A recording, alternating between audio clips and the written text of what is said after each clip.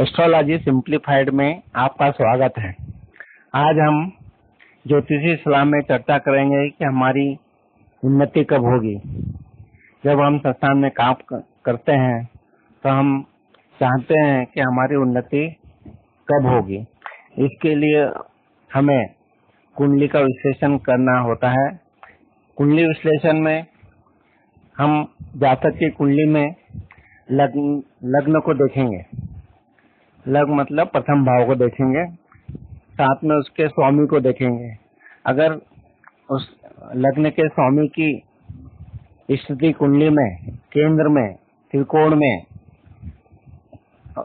शुभ भाव में होगी और उस पर अगर पाप प्रभाव नहीं होगा तो वो कुंडली के लिए अच्छा है, जातक के लिए अच्छा है। इसके पश्चात पदोन्नति के लिए दसम भाव को देखा जाता है। दसम भाव में अगर सूर्य है और वो अपनी उच्च राशि में है, सौ राशि में है, मित्र राशि में है, केंद्र में है, त्रिकोण में है और लग्नेश जैसा कि पहले बताया शुभ स्थान में है तो हमारी पदोन्नति होती है। दूसरा ग्रह है मंगल।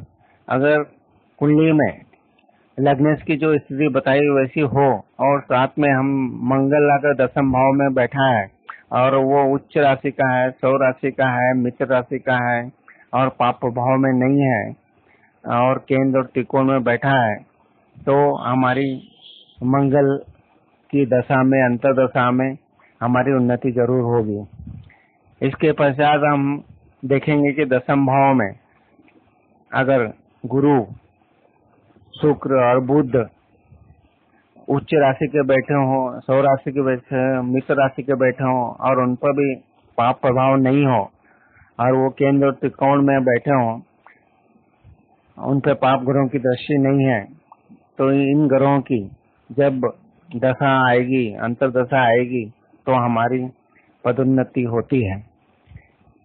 इसके बाद और भी हम कुंडली में देख सकते हैं कि नवम भाव का स्वामी अगर नवम भाव में ही बैठा हो और उसका संबंध लग्नेश से बन रहा हो, लग्नेश के स्वामी से बन रहा हो और ये दोनों केंद्र त्रिकोण में होंगे तो भी हमारी पदोन्नति इनकी दशा अंतर्दशा में होगी। इसलिए दशमेश और लग्नेश का हम ये देख रहे हैं कि केंद्र त्रिकोण में बैठे होना चाहिए इनके स्वामियों को और उनका दृष्टि संबंध या कोई आपसी संबंध भी होना चाहिए। द्वितीय भाव में भी अगर दसम भाव का स्वामी होके उच्च का, सौ राशि का, मित्र राशि का बैठता है तब भी उसकी दशा अंतर्दशा में जातक की उन्नति होती है। इस प्रकार हम देख रहे हैं कि लग्नेश पर, दसम भाव पर अगर पाप प्रभाव नहीं है तो हमारी उन्नति जरूर होती है जब उन ग्रहों की दृष्टि, उन ग्रहों की दशाएं, अंतर्दशाएं आती हैं। अब हम ये जानने की कोशिश करेंगे कि हमारी उन्नति क्यों नहीं हो रही। अगर कुंडली का विश्लेषण करने पर हमें मिलता है कि दसम भाव में शनि बैठा हुआ है, शनि अगर उच्च राशि का नहीं है, सौ राशि का नहीं है और तो हमारी उन्नति में बाधा उत्पन्न हो सकती है। इसी तरह से शनि का चतुर्थ भाव में बैठना, लग्न में बैठना, अष्टम भाव में बैठना, इन सब भावों में अगर शनि बैठता है और वो उच्च का नहीं है, सौ राशि का नहीं है तो हमें बाधा पहुंचाता है और हमारी उसकी दशा अंतर्दशा में उन्नति नहीं होती है। इसी तरह से राहु केतु द्वितीय और अष्टम भाव में बैठे हों, चतुर्थ या दसम भाव में बैठे हों तब भी हमारी इनकी दशा अंतर्दशाओं में उन्नति नहीं होती है।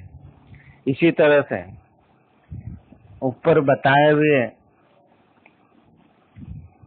ग्रह अगर छठे, आठवें, 12वें भाव में दसम भाव के स्वामी के साथ बैठे होंगे तब भी हमारी उन्नति नहीं होती है। इसलिए दशम भाव का और लग्नेश का और ऊपर बताए गए ग्रहों का अगर हम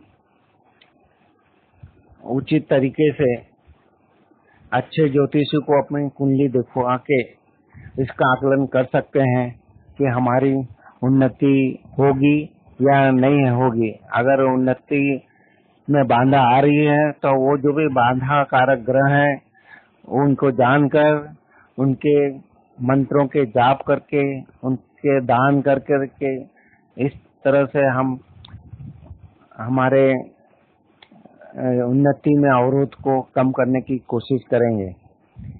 और ऊपर बताए गए उन्नति पाने के लिए ऊपर बताए हुए ग्रहों के अगर हम नग ज्योतिषी की सलाह से योग कारक ग्रहों के नग पहने तो हमारे उन्नति में और सहायता करेंगे। इस तरह से हमने देखा कि हमारी उन्नति होगी या नहीं, ये हम अपनी कुंडली का विश्लेषण करने पर अच्छे से ज्ञात कर सकते हैं। मैं हौसीलाल चौरे एस्ट्रोलॉजर, मेरी वेबसाइट है hchaure.blogspot.in। मेरा मोबाइल नंबर है 09893234239। जीमेल एड्रेस है hausi.chaure@gmail.com। इस तरह से हमने जाना कि हमारी कुंडली के हिसाब से हमारी उन्नति होगी या नहीं होगी। धन्यवाद।